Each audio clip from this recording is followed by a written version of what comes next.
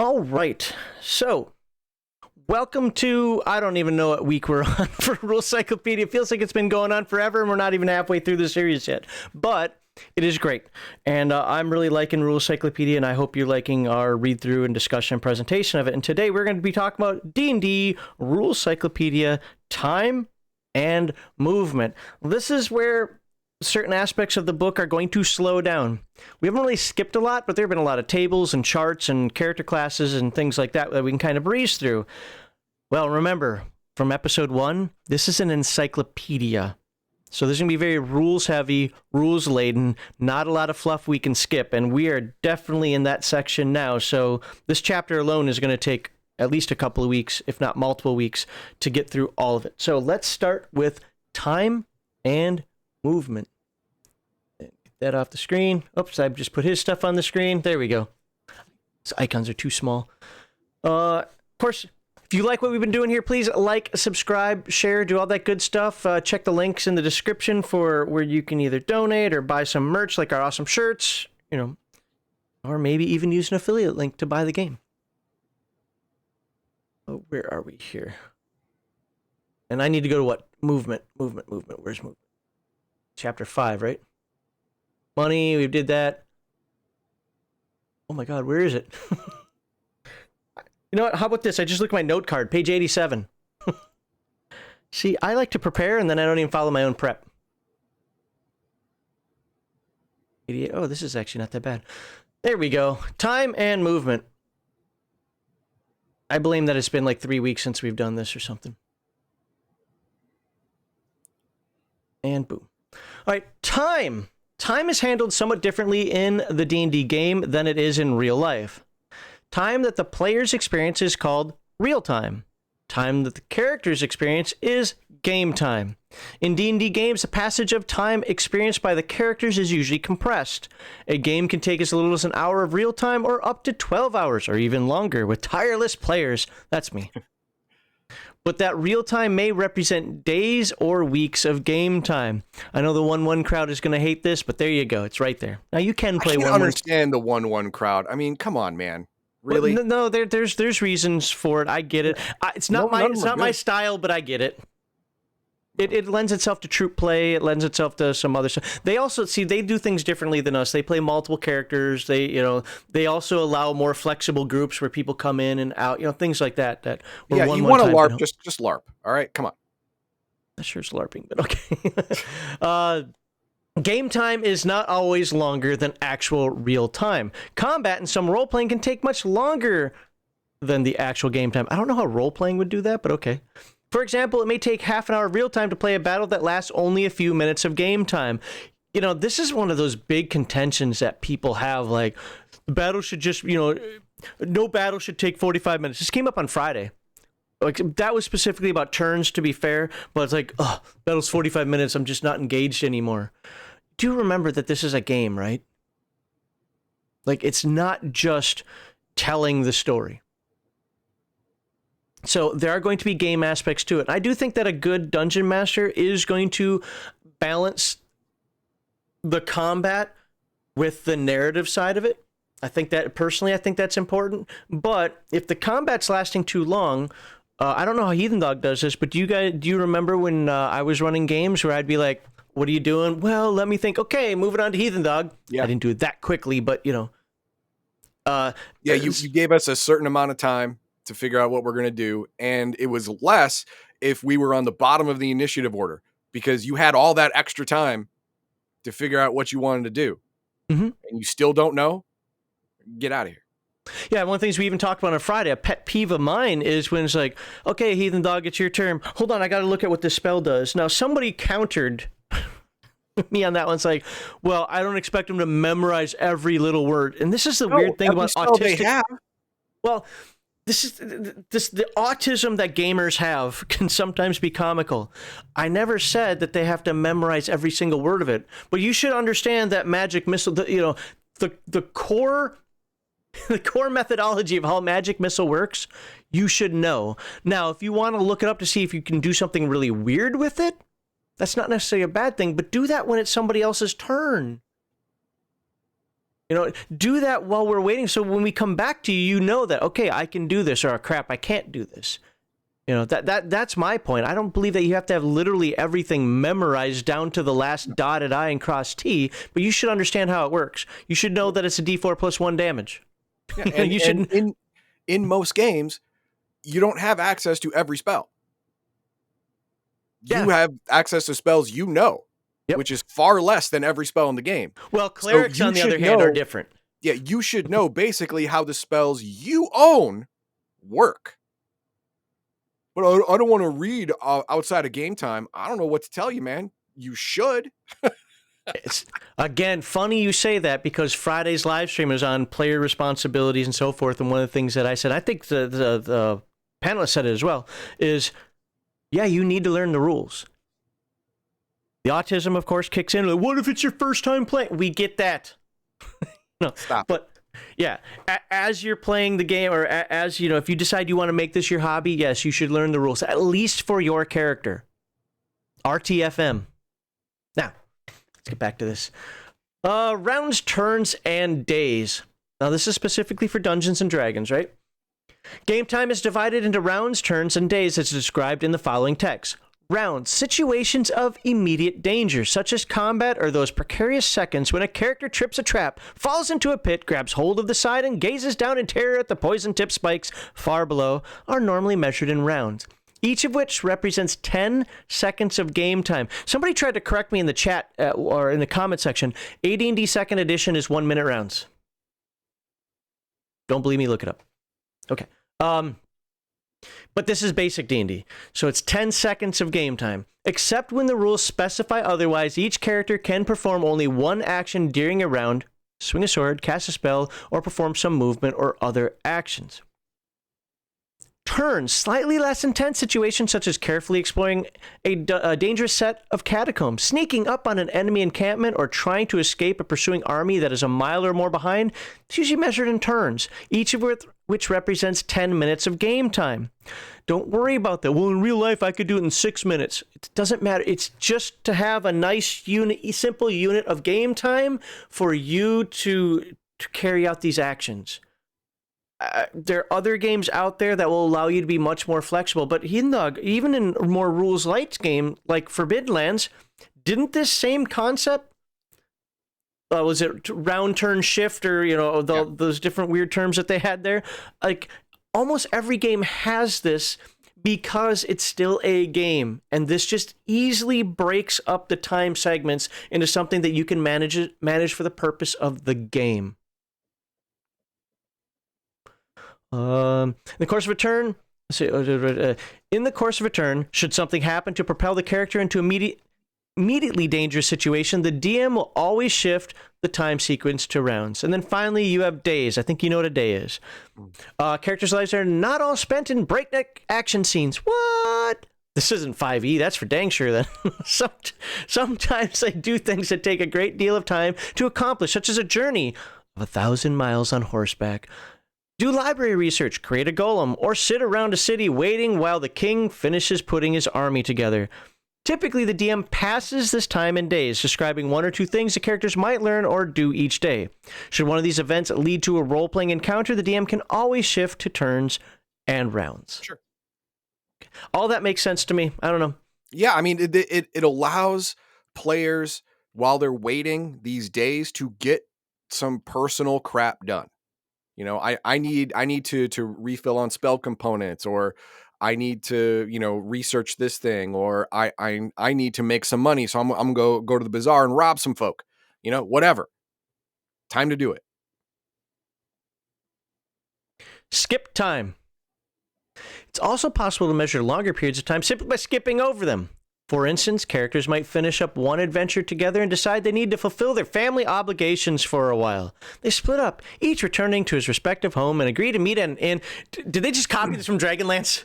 I know, right? But it really works for this game because when you reach 9th level, you can have a church or a keep or whatever, and you're going to have to spend time doing that, which means you are going to have to skip time for upkeep on your dungeon or tower or whatever it is that does not involve the other players.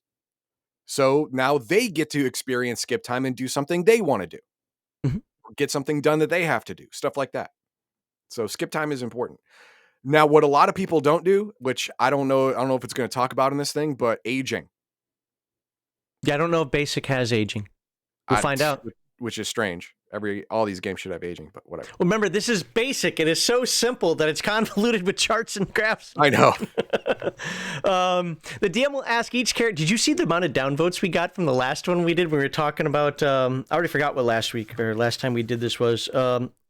Weapon mastery and general skills. Yeah. Apparently, they didn't like our take on that one. I think that's kind of funny. Well, I didn't get half of it. Half of it seemed dumb, and none of it said optional. Never mind. Nope. All right, they split out. So the DM will ask each character what he's doing during this skip time, give each character the result of his actions, and then bring the characters back together again when the time is up. Great lengths of time, up to years, can be passed this way if both players and DMs wish to do so. I swear to God, they pulled that from Dragonlance. I'm kidding, guys. No, but this is one of those times where Heathen Dog was spot on. If your character's got, I don't know, for whatever reason, got 400,000 gold, it's burning a hole in your pocket, you're 9th level, you want to build that keep, just start, okay, it costs this much for that portion of the keep, it costs that much to fix that portion, I want to hire some retainers, I want to do this. You figure out all that stuff up, it's going to take your character 6 months to a year, 5 years or something to make all that happen, right?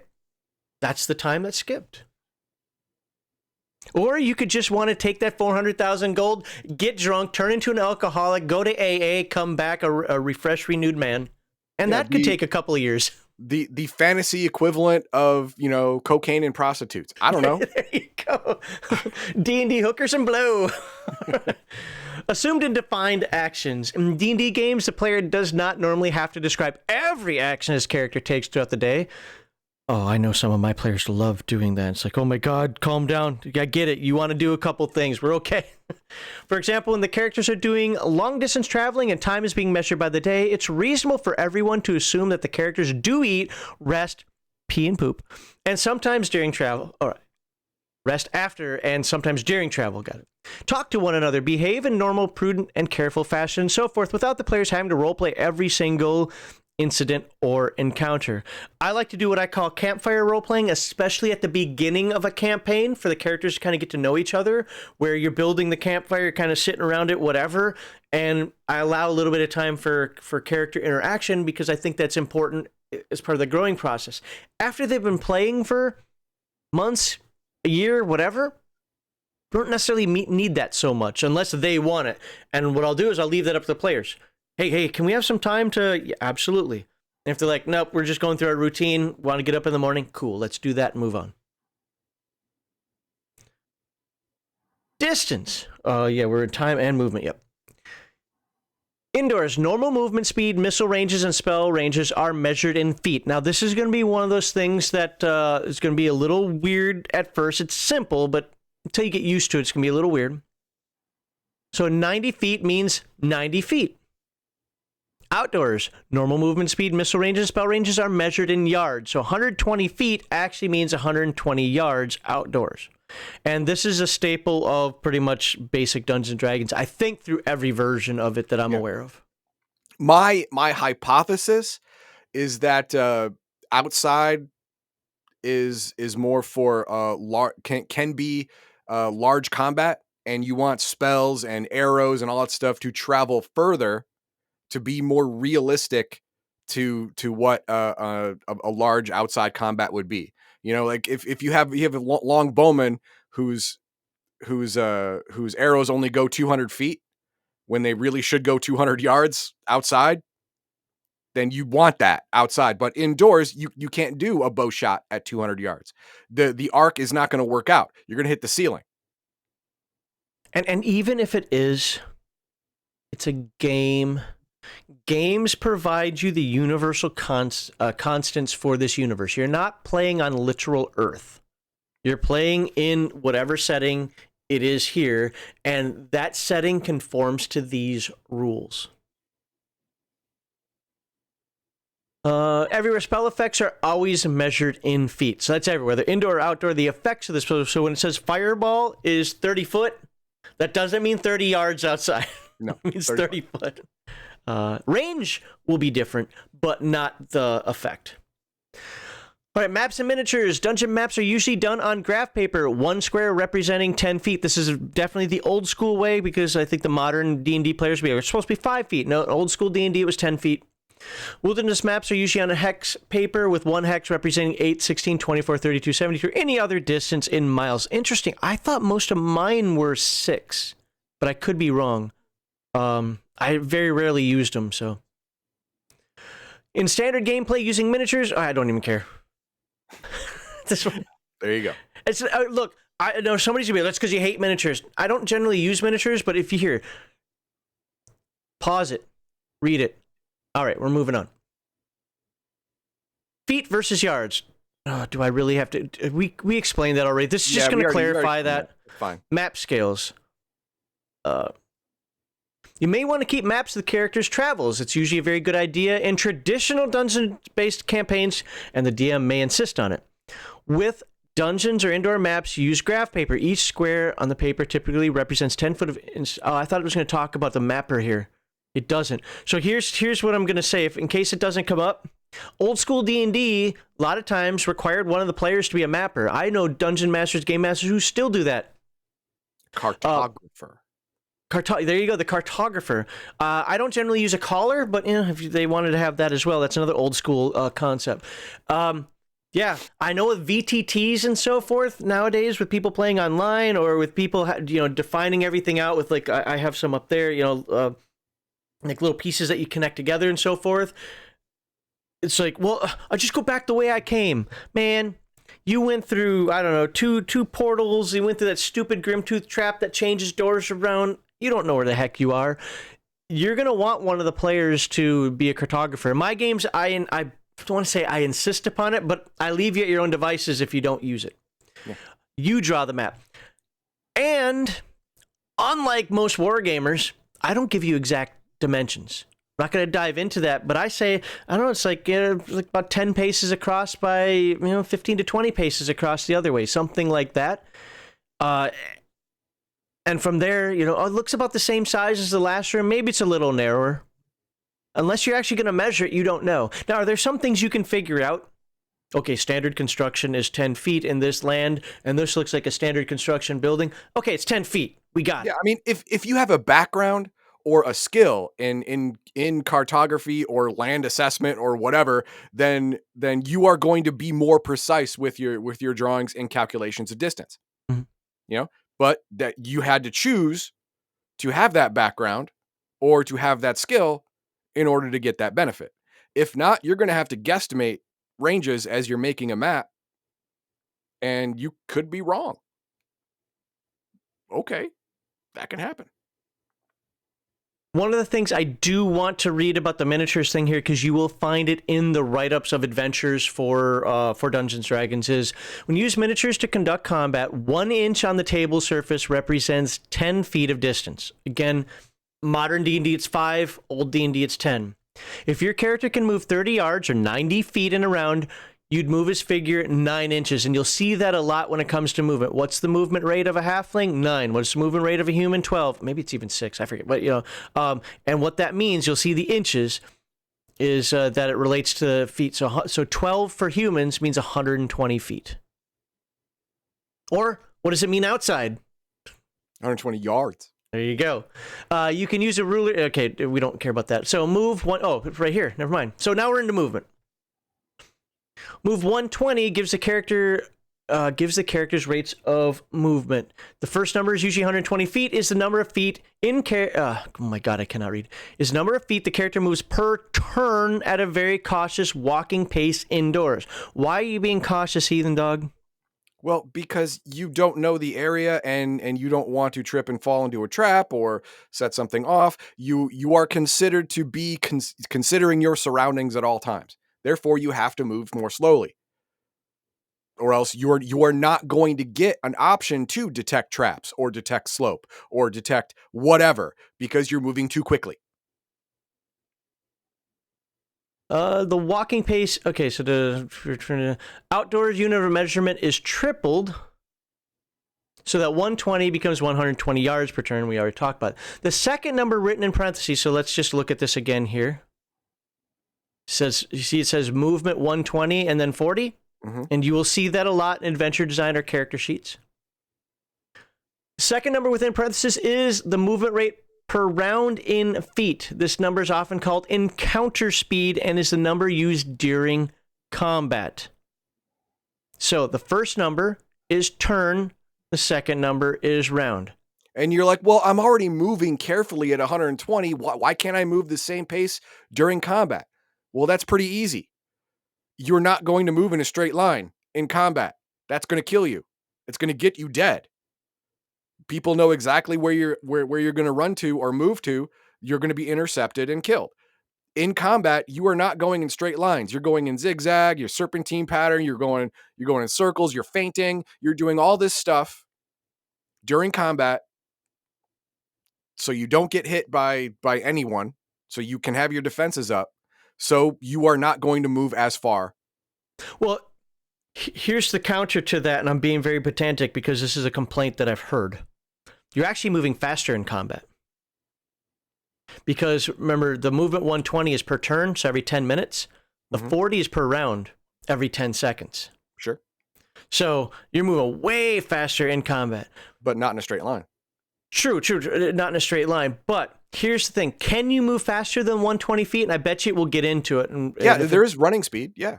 Well, right. Jogging and running. And running times 2, I think. But you automatically set off every trap. Yeah. You heard everything that could go bad, that is possible to go bad during that time, you've just automatically tripped. Yeah. That's the main difference. Okay, so we'll talk about running speed here in a moment. Though the normal speed of 120 feet per turn seems very slow, this rate includes many assumed actions. Mapping. Your characters are mapping too, folks. Peeking around corners, resting, and so forth.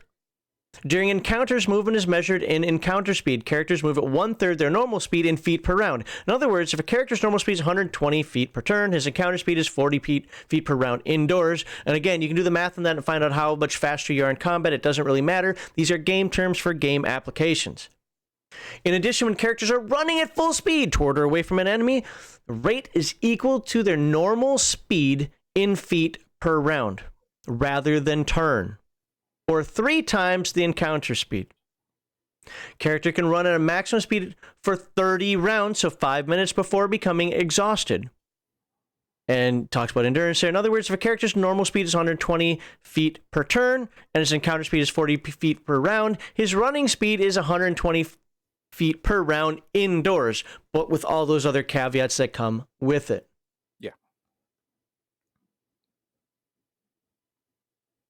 Exhaustion.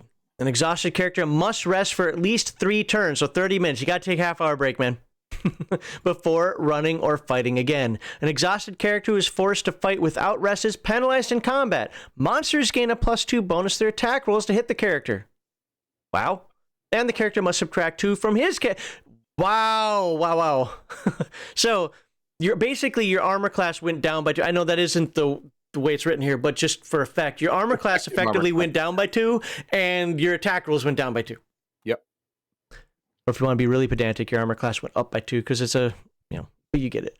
The character who becomes exhausted but is forced to continue running cannot use his maximum running speed. He drops to encounter speed and cannot move any faster until he is rested. Yeah. All right. Let's see. Encumbrance. Oh, this is going to be fun. The weight and clumsiness. By the way, I love that line right there. Weight and clumsiness. Encumbrance isn't just about coin weight. No. It's about how big and ungainly the object you're carrying is. You might be carrying a paper mache statue of something that really in reality is light. But you're holding onto it with 2 hands. You can't see around it. You're trying to fumble through, get it through the archway and so forth. That's still going to be a high encumbrance item. Well, I have another one. Think of it this way. You have 20 pounds of lumber. You can carry that.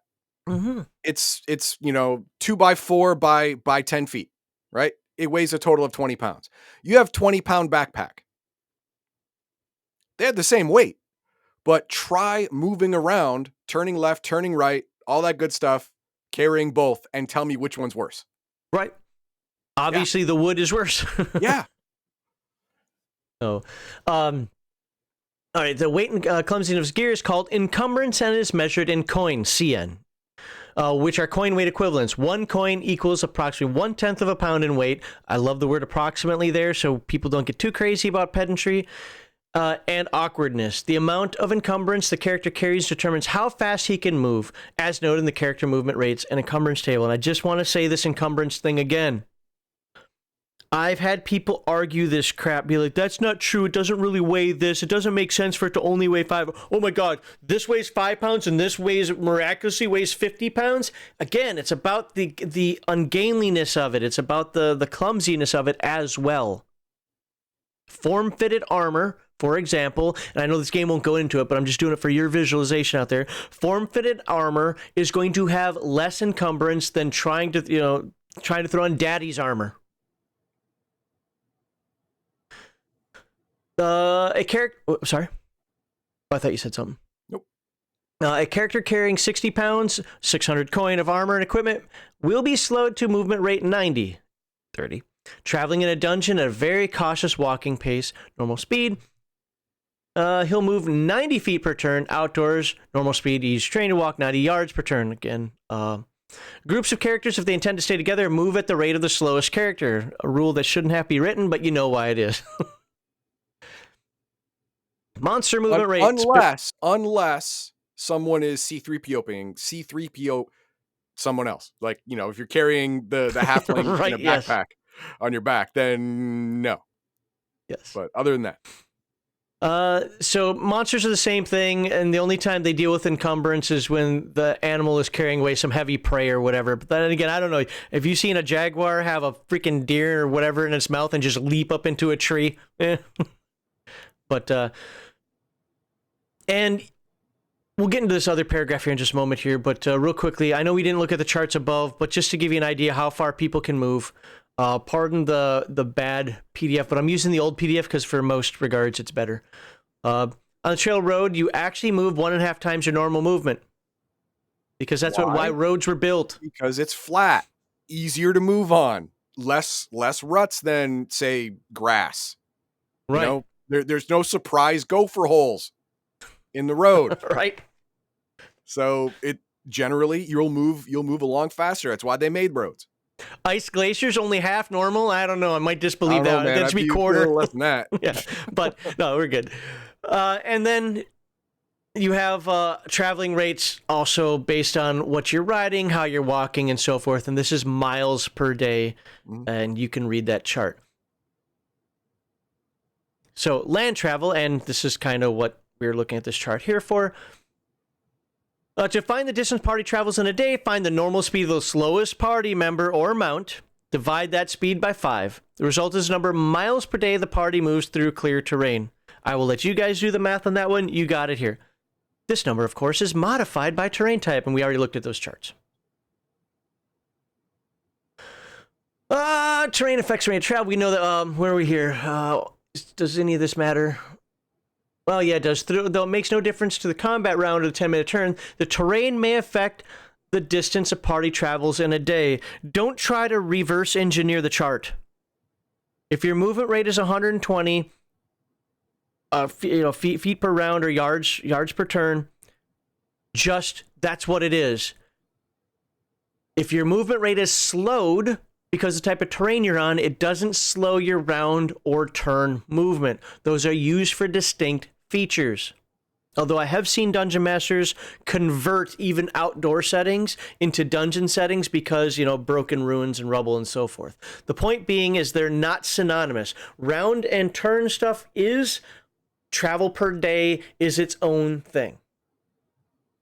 Hopefully that you understand that. Long distance travel and rest. Characters and mounts must rest 1 full day for every 6 days they spend traveling. Those who do not rest suffer a -1 penalty on attack rolls and damage rolls unless they do rest. If they go more than 6 days without resting, they suffer an additional -1 penalty per 6 days until they do. So, that forced march thing for 5 weeks, not good for the body. No. Plus, this is a whole thing. Hey, Sunday is rest day. There you go. Even the ancient Hebrews knew this, or Israelites. Becoming lost. A party following a road, trail, or river, or led by a reliable guide will not become lost. Cool. A guide is a retainer who knows the local area. We kind of got that. If you're using the general skill rules, okay, so you can use navigation or knowledge. Got it. However, here's the important part.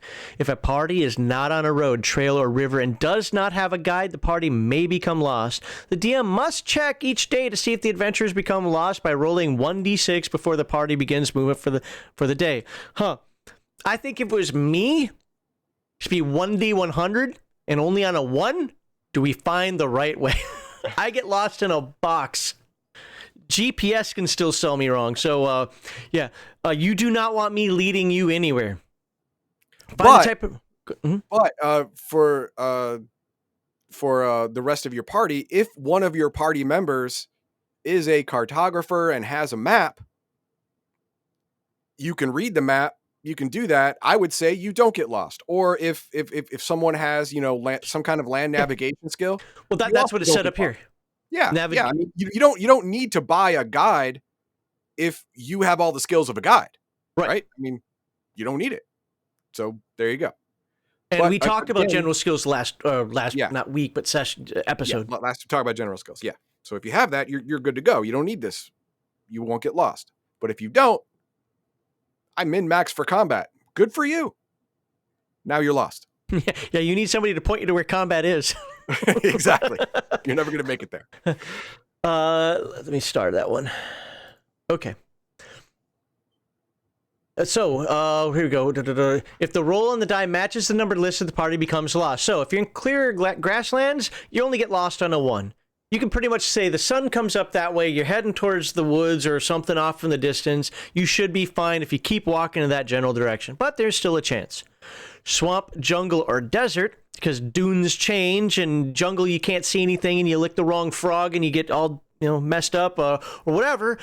It's got 50-50 chance. Yeah, I mean, think about it. You're in a swamp or a jungle, you look that way and you look that way, it looks exactly the same. There is no defining feature difference between that way, that way, that way, and that way. You're in trouble. Let me switch that up a little bit. It looks exactly the same because it looks exactly different. like everywhere you look, it's just never what it's just trees and jungle or and like I said, stop licking the frogs. Or you know what? And if you're playing in what is the basic experts game, Makahito, somebody may capture you and sacrifice you for experience points. If the party's lost, find the direction of travel, either by the DM's choice or by random roll. I like to do the 1d6 or the 1d8 roll personally, but your mileage may vary. The DM must keep track of the party's actual position and the description the characters think they are going. For example, the party will tell the DM that they want to travel north. However, the DM has secretly determined the party is lost and that northeast is the direction the party thinks is north. If the group travels in this direction, then decides to travel in a different direction, the DM will have to adjust accordingly. By the way, for anybody out there who says, there's no way that if I want to travel north that I might end up south, I'm going to tell you you're full of crap right now, and here's why. You get things that block your path that you have to go around, whether it's a ravine, some fallen trees, I don't know. Whatever happens to be, you can easily get turned around. Now, would you be turned around for, 3 weeks straight? No, not necessarily. But you could get turned around for quite a hefty amount of time as you're trying to find a way around this thing and didn't realize that you're maybe in like a little cul-de-sac and you just can't go forward anymore. So now you're going south and you accidentally continue to go south when you could have veered. Well, there's another example that you reminded me of when you were talking about this is the Robin Hood movie with Kevin Costner and Morgan Freeman. Remember that one? Yes. Morgan Freeman's character had to pray toward Mecca, but he couldn't tell which way Mecca was because the sky was always cloudy. Yeah. Yeah, I remember that. Yeah. So, if you're tracking the sun and it's cloudy and it's like England cloudy where you can't tell where the light's coming from, you're boned. Yeah, didn't he say something like, "Where's the sun in this godforsaken country" or something? Where's the damn sun in this cursed land or something like that? Yeah. Right. Okay, let's move on here. Food in the wild. Traveling characters sometimes run out of food in the wild. Dum dum dum. Cautious parties bring enough standard or iron rations for everyone's use for the whole trip, plus to 50% extra. I love how this basically says suggestion, not just rule, but suggestion. You might want to do this, but great delays, whether magical traps, other problems, can still cause them to run out of food. However, in most terrain types, but not in some swamps or oceans, parties may either forage or hunt to get more food. Yeah, if you're in an ocean that has no fish, or you're in a swamp that has no animals, there's something wrong beyond you not having food. Where did they go? Where did all the fish go? But there's also edible. A lot of the stuff in the jungle isn't edible. Well, yeah, so a lot of the fruit and stuff, but there's always animals in every environment. You just got to know how to look for them. And if you don't know how to look for them, then yeah, you're boned. Yeah. The character may forage while traveling, but the characters may forage while traveling, but they slow their daily movement rate to 2/3 normal as a result. They cannot forage while on a forest march. That makes sense. You're kind of going off the road, checking some stuff. Ooh, I think I see some bushes over there. Let me go check real quickly. Everybody leans on their sword, takes a 10-15 minute break. Will you come back with nothing? Forage food includes nuts, berries, some plants, and possibly small game. In good terrain and weather, characters usually have 50% chance of finding enough food to survive. The DM may modify this due to terrain, and he or she will make all the necessary rolls. Okay. And you know what? If you're a hunter in real life or something, or I don't care, it's just a nice, easy number. High, low, 1 to 3 on a 1d6. Figure it out. Did you find something? Did you not find something? Let's move on. If the character spend a full day in the vicinity of the camp, normal foraging is automatically successful. Well, this is nicer in Forbidden Lands. Such characters might encounter animals that they can hunt for additional food. And this kind of goes to Heathen Dogs, what he was saying before, where it's like, look, you might not want to eat that frog. I just love bringing up the Amazon frogs, man. You might not want to eat that frog. It's bad for you, but sooner or later you're going to find something. Even if it's a monkey. Just saying. If the campaign is using the general skills from Chapter 5, a character with the hunting skill forages automatically without movement penalties in fertile areas, even when on the move, and he uses his hunting skill to determine how successful he is during days spent. And I'm sure that's described in the skill. If characters run out of food, they will become ravaged by hunger. They will need to rest more, travel slower, suffer attacks, roll penalties, and gradual loss of hit points, and eventually face death from starvation. And I don't know if there are rules directly for it in the book, but just that right there, as of this moment in time, since I don't see a chart for it yet, I'd say that's up to Game Master interpretation, and I am not a friendly Game Master when it comes to that, because I love survival games. If you get 30 days of no food and still alive in his game, you're lucky.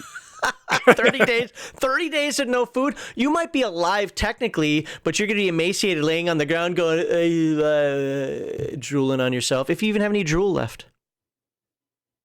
All right, water travel. Ugh. How long is this dang chapter, by the way?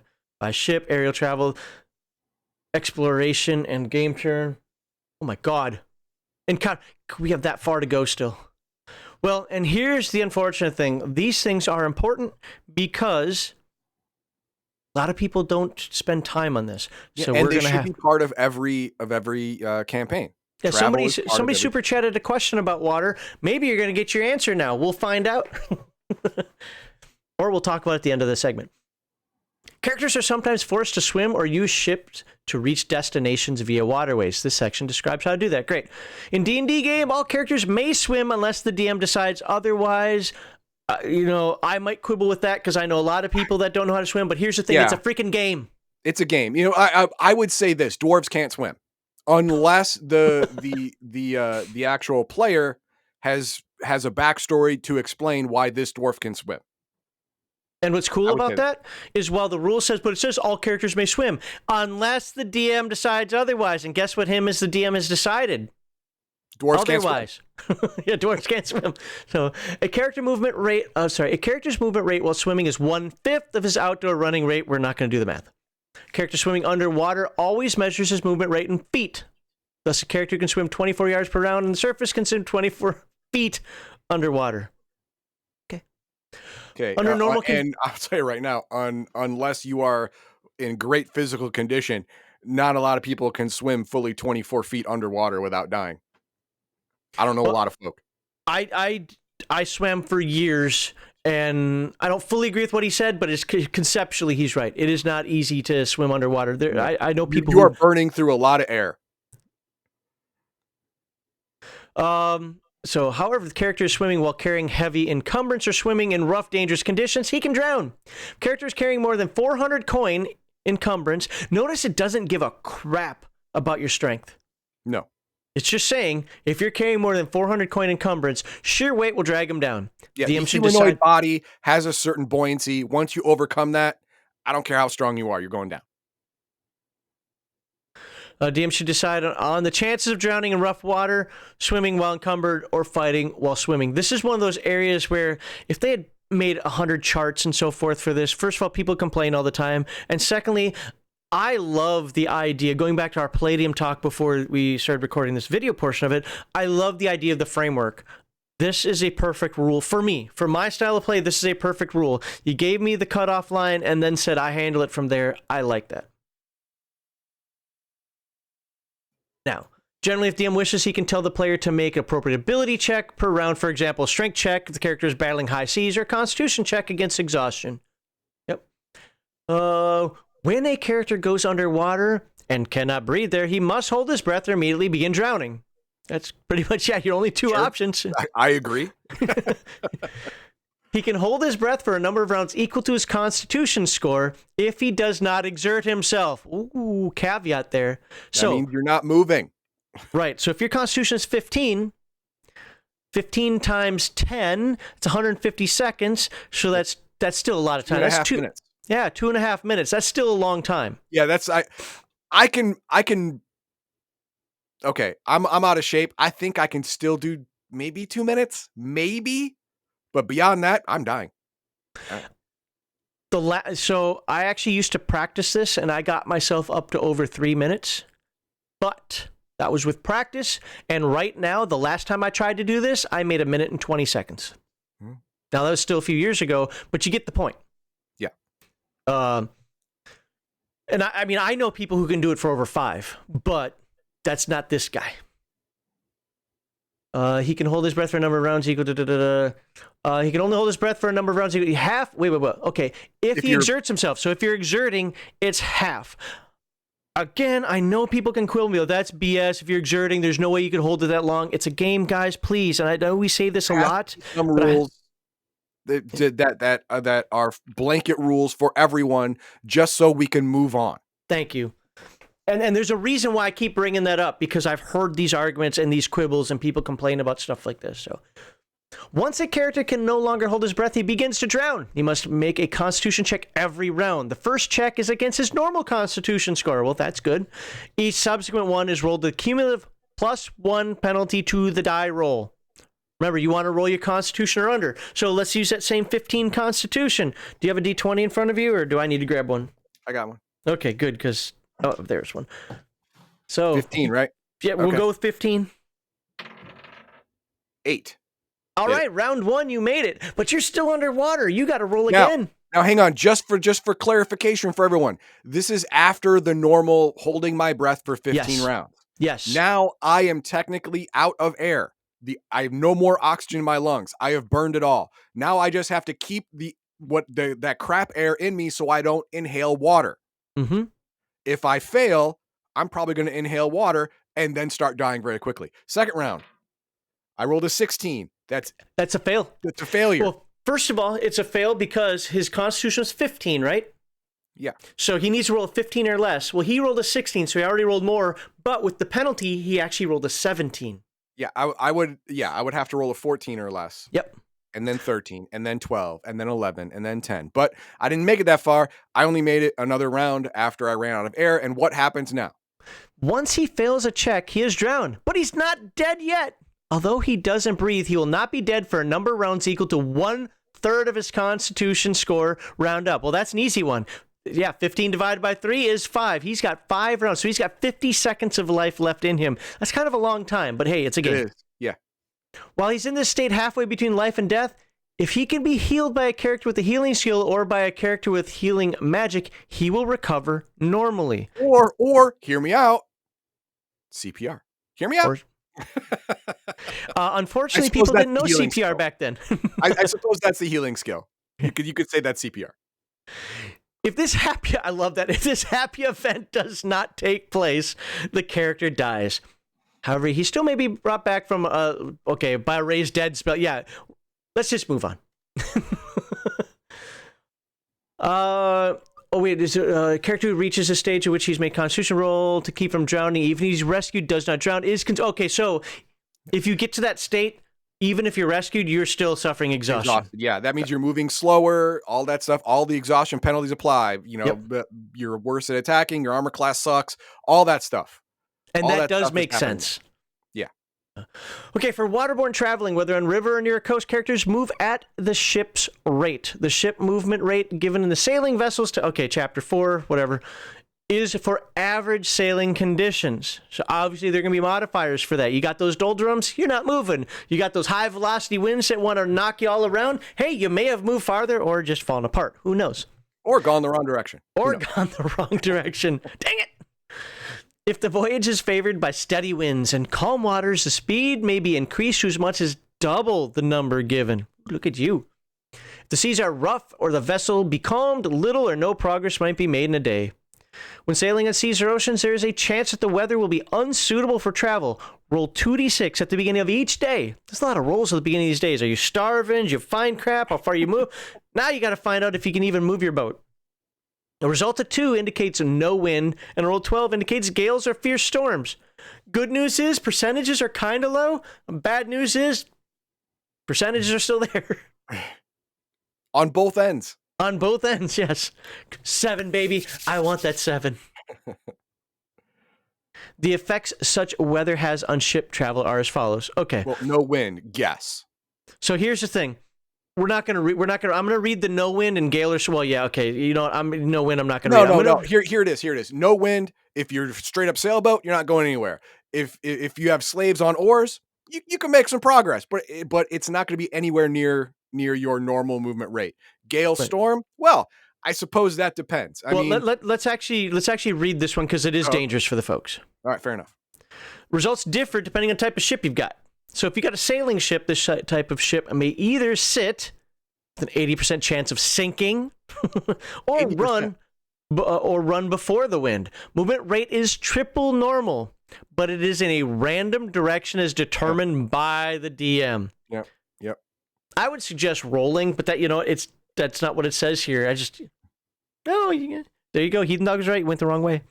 If no coastline is reached during 1 day's movement, the maneuver is successful and the ship is safe, though likely to be far off course. If the ship reaches a coastline or other shore, 75% chance it'll be broken up trying to beach. Guess what? You found your new pirate island because you're stuck. You're stuck here because your ship crashed. Good job. And only 25% chance it will safely find a sheltering harbor. And you can modify that, blah, blah, blah. You can read if you want to read here. I'll even zoom in on you for you there. Now, if you're on a galley, a little lifeboat, or a raft, for whatever reason, you decide to paddle across the ocean in a raft. Good luck. Or, let's be fair, lifeboat because the 75%... the 75% chance hit you, and your main ship got crashed up. And the storm is still going strong. Any vessel without sails has only a 20% chance of weathering a gale. I don't like those odds. I wouldn't call it a lifeboat. I'd call it a dead boat. Right. Failure results in the ship being swamped. If the galley is in sight of the coastline when the gale first hits, check the coastal terrain. If clear terrain, the galley may beach before the storm hits. For all other terrain, roll a d6. 1 to 2 indicates the pilot finds a safe beach or coast. Really? This game is being a little heroic here for you. It's giving you a little saving grace. If a DM prefers to add more complexity to his game world, he can add some optional water movement rules for traveling by water. There you go. Roll 2d6 at the start of each day, yada, yada. So, basically, it's like, hey, these are the generic rules to get you moving. But if you want to add more complexity, you are more than welcome to do that. Sure. All right. Aerial travel, because why not? We're playing Earth Dawn again. Drink. Characters traveling on aerial mounts can move 72 miles per day. Crazy. Man, those Gandalf eagles are going pretty fast, aren't they? But if you're on an aerial device like a flying carpet, you can move 120 because magic is better than muscle in do most those cases. things have handles? Well, you don't have to accelerate to max speed right away, so it's fine. I know. What if your magic carpet falls asleep and goes limp? And all right. Oh, that's it? Really? That's it? That's it. Because next is encounters. They didn't have any like, tornadoes or high winds or whatever for the aerial travel, but they had all kind of stuff for the water travel. That's kind of weird, but okay. Holy crap. Well, a lot of charts in this next one, so that's good. Hold on. Evasion and pursuit. Okay, so we'll be ending here. So we won't be covering evasion and pursuit, but the next video, we're covering all of this. Luckily, there's a lot of charts there. So, counter invade. Yep, and we'll be starting on page, what is this? 91.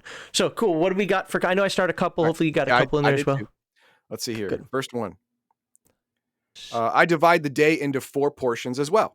So, the reason I started that one is I just want to say, you might love Forbidden Lands. Forbidden Lands has the quarter day things going on. Mm-hmm. And this is the thing that irks me about some players, and this is why I say some of this stuff, it's just a game, it's just a game, it's just a game when we're reading these rules. Because when we covered Forbidden Lands, or when I talk to people and I run Forbidden Lands, people complain about that. Oh, so I'm locked into 6 hours of doing this? Yes. Now, that implies some things, but the reason for that is if you want to make a reasonable effort to do it, whether it's the survival rules or whatever in the game, yeah, you're kind of locked into that time. This game does it too. It does it a little differently, but every game has a set of boundaries and rules, and it's your job as the player to conform to them to the best degree possible. Not everything is realistic Earth. Some things just, for the sake of gameplay, you handle it, whether it's the quarter days there, or here you got, I already forgot what the rule was. Rounds and turns and whatever, yeah. Yeah, but you go off the trail, no, 2/3 your movement rate. Yeah. Things like that. All right, and we move on to at Legion Myth. In combat, you're also moving at a pace that would be unsustainable. That is true. You're moving much faster in combat because your life is on the line, and you're moving at a pace that would be a sprinter's pace if you were doing it long distance.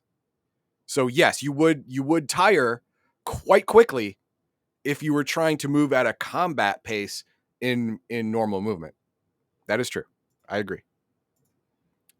Jason comes up with, I don't usually worry about encumbrance. It only comes up when the characters are doing something special. I do the same thing. I mean, unless you are trying to put some dumb crap in your backpack or a lot of something, I'm not going to care about encumbrance. If you're like, oh, I made 100,000 gold and put in my backpack. I mean, what backpack is going to carry that? What the hell's wrong with you, man? You're going to have to exchange that for some paper currency or something.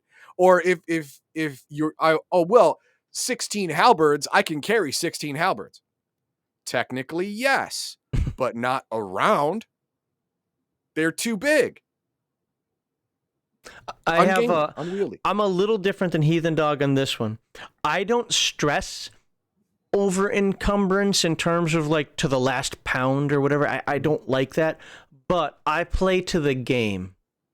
So if the game has encumbrance rules like this does, then I utilize them. I know I've been mentioning it a bunch today, but I like the Free League version, the Forbidden Lands version. I think it might be a little too rules light, but I like what they're going for there, where you only really count the big stuff, I guess is the best way to say it. I don't want to get into the rules of it here.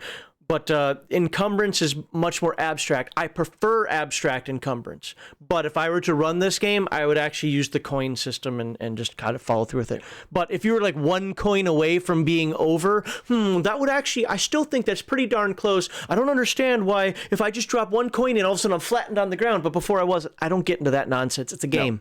It's a game. Yeah. Just extra coin, whatever. You're fine.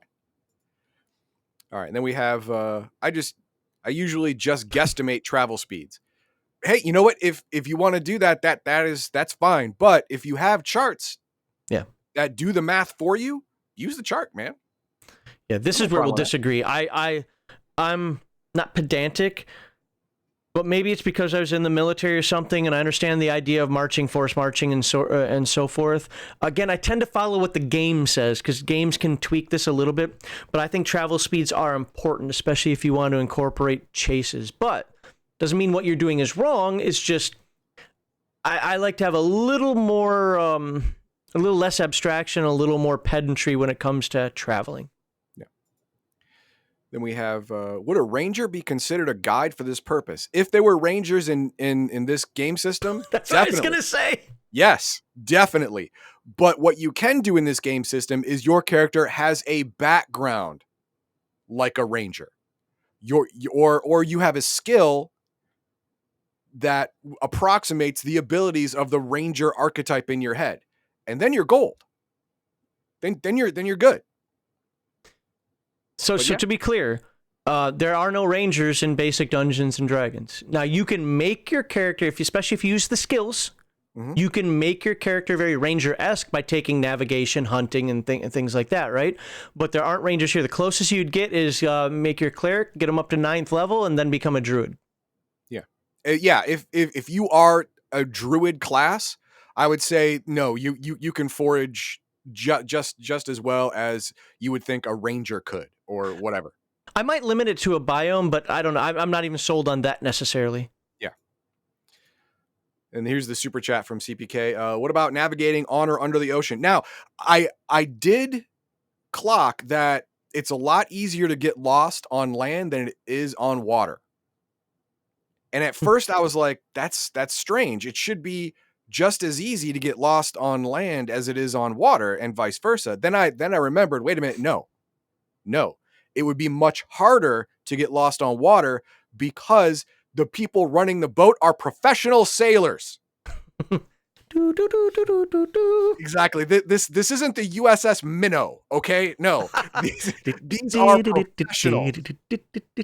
All right? So they know what they're doing. So it's like having a guide.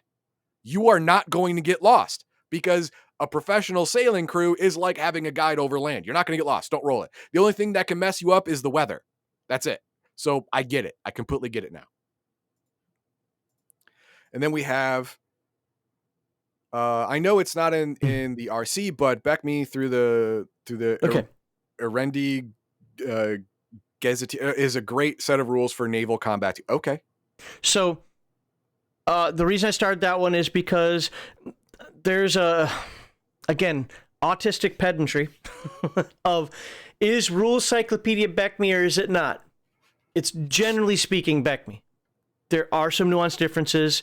You can even quibble over, does it include immortals or not? Because it does technically include immortals, but not in the same, whatever. This is generally Beckme. Now, but the other reason why I started that is I want to also say that those gazetteers expand upon the world of Mystara. I only have one of them, and it's not even a good one. I have a Republic of Darrokin. There are with some other ones that I wish I had that absolutely do expand upon rules. And if you can get your hands, you can get the PDFs on Drive-Thru-RPG, but every one of the gazetteers has really good information for the world of Mystara itself, and you can use those for your world as well. Okay. And that is all I have starred. What's the best way to get Beckme content? Buy the Beckme stuff right off of Drive-Thru-RPG. If you can find a physical boxes of it, because each one's its own box, that'd be great. Here's the thing about Beckme, why I love Beckme, and then we're going to end the segment. It literally, if you know nothing about old school Dungeons and Dragons, or specifically basic, Beckme, whatever, D&D, it walks you through it. Basic is levels 1 through 3. If you buy the basic, you're going to feel like you're missing a lot of game because it only includes stuff that works for levels 1 through 3 for your character. And it's all 100% dungeon crawling. No wilderness, no anything else. This book right here, Rules Cyclopedia, what we're covering right now, is like the compilation of all the stuff thrown together in an encyclopedic format. What's also cool about Beckme is there's actually a little adventure in the book itself to teach you how to play the game. So it works really, it's a really good stepping stone. Now, if you're an experienced Dungeons and Dragons player, whether advanced Dungeons and Dragons or basic, the TSR version, you don't need the Beckme stuff. Rules Cyclopedia, I would say, is the better way to go, but Beckme will literally teach you how to play the game. Basic, expert, and I'll stop at expert, but expert then includes wilderness rules and levels you up to level 14. Hey, Heathen Dog, what level do you go through in this game? 36. Right. It brings you up to 14. So unless you're a dirty demi-human of some kind. Unless you're a dirty demi-human of some kind, right? So it's a great, if you want to learn, it is the absolute best version of D&D. If you're scratching your head, go, me not know how to play a game, get Beckme.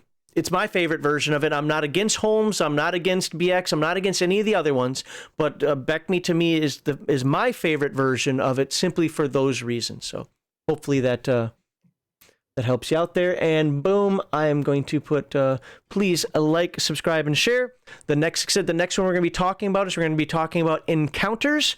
And I think, after talking about movement, by the way, if you have any questions about the movement, don't ask me. No, if you have any questions, comments, concerns about our coverage of the movement chapter, it is just a read through. We throw our opinions and our experiences in here as well. But the point is to express it to you. Maybe you get some clarification from what we're doing, or maybe we make this as clear as mud for you. I don't know. But go ahead and leave a comment. Let us know your thoughts, and I look forward to talking to you in the next video.